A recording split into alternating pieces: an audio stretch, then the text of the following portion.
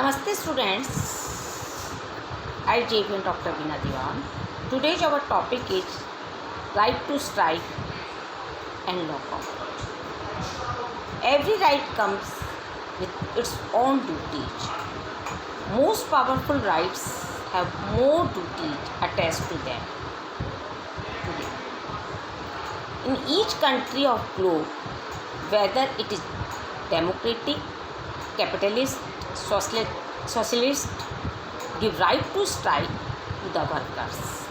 But this right must be the weapon of last resort, because if this right is misused, it will create a problem in the production and financial profit of the industry.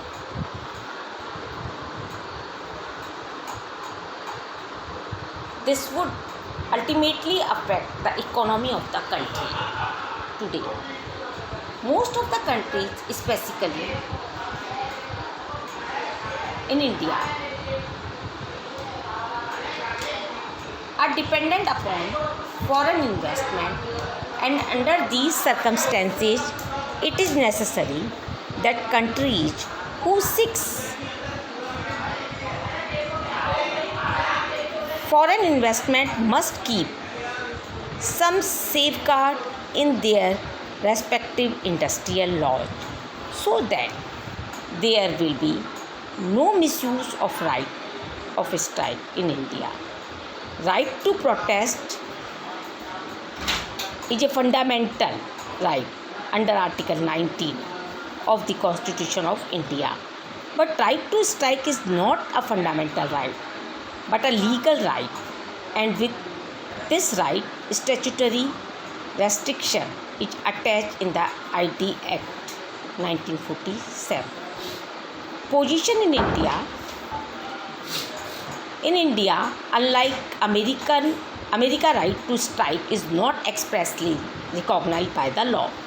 The Trade Union Act 1926 for the first time provided limited right to strike by legalizing certain activities of a registered trade union in furtherance of a trade dispute, which otherwise breach of common economic law. Nowadays, a right to strike is recognized only to limited extent, permissible under the limits laid down by the law itself as a legitimate weapon of trade unions.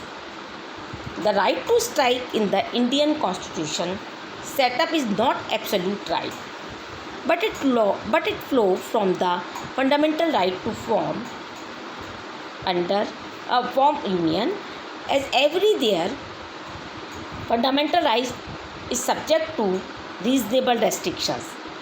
The same is also the case to form trade unions, to give a call to the workers to go on strike, and the state can impose reasonable restrictions.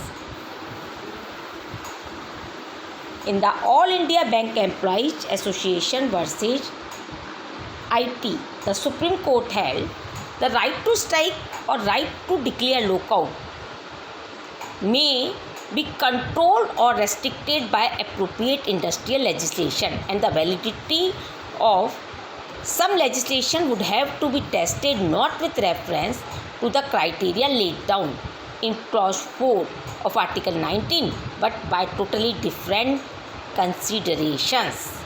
Thus, there is a guaranteed fundamental right to form association or labor unions, but there is no fundamental right to go on strike.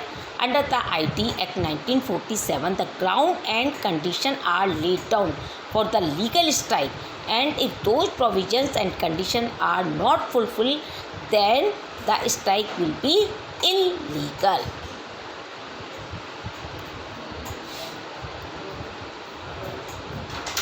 Provision of valid strike under the Industrial Dispute Act 1947, Section 2Q of said Act defines the term strike.